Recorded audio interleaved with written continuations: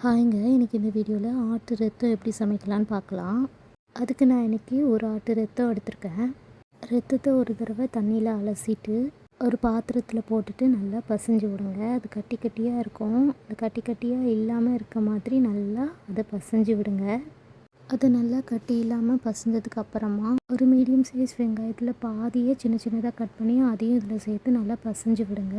2 கைக்கொத்து முருங்கைக்கீரை எல்லாம் சேர்த்துக்கோங்க. ரத்தம், வெங்காயம், முருங்கைக்கீரை இது 3ம் நல்லா சேர்கிற மாதிரி நல்லா கிளறி விடுங்க. கிளறிட்டு ஒரு 5 நிமிஷம் அப்படியே விட்டுருங்க.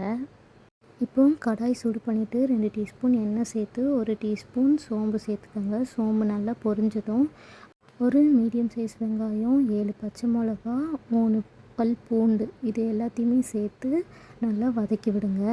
இந்த ரத்தத்துக்கு காரமே பச்சை மிளகாவும் வெங்காயம் தான். அதனால் உங்களுக்கு காரம் அதிகமாக பிடிக்கும்னா பச்சை மிளகா நிறையா சேர்த்துக்கோங்க.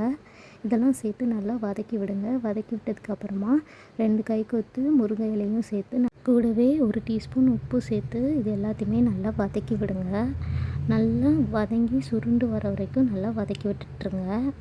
இப்போது நம்ம கரைச்சி வச்சுருக்கிற ரத்தத்தை இதில் சேர்த்துக்கோங்க. நல்லா சேர்த்து வதக்கி விடுங்க. ரத்தம் நல்லா ட்ரை ஆகி கலர் சேஞ்ச் ஆகிற வரைக்கும் நல்லா வதக்கணும். இந்த ரத்தம் ரெட் கலர்லேருந்து பிளாக் கலரில் வர வரைக்கும் இதை நல்லா வதக்கணும். ரத்தத்தில் நிறைய ஈரப்பதம் இருக்கும். அது எல்லாமே நல்லா ட்ரை ஆகி அப்படியே சுருண்டு வர வரைக்கும் நல்லா வதக்கி விட்டுக்கிட்டே இருங்க. இந்த மாதிரி கலர் சேஞ்ச் ஆகி இருக்கணும். கடைசி ஸ்டேஜில் 1.5 டீஸ்பூன் உப்பு சேர்த்துக்கோங்க. உப்பு சேர்த்து நல்லா கிளறி விடுங்க. உப்பு சேர்த்து கிளறி விட்டீங்க அப்படின்னா அவ்வளோதான், ரத்தம் ரெடி. இது சின்ன குழந்தைங்கள்லேருந்து பெரியவங்க வரைக்கும் சாப்பிட்லாம். உடம்புக்கு ரொம்ப நல்லது. இந்த ரெசிப்பியை ட்ரை பண்ணி பாருங்கள்.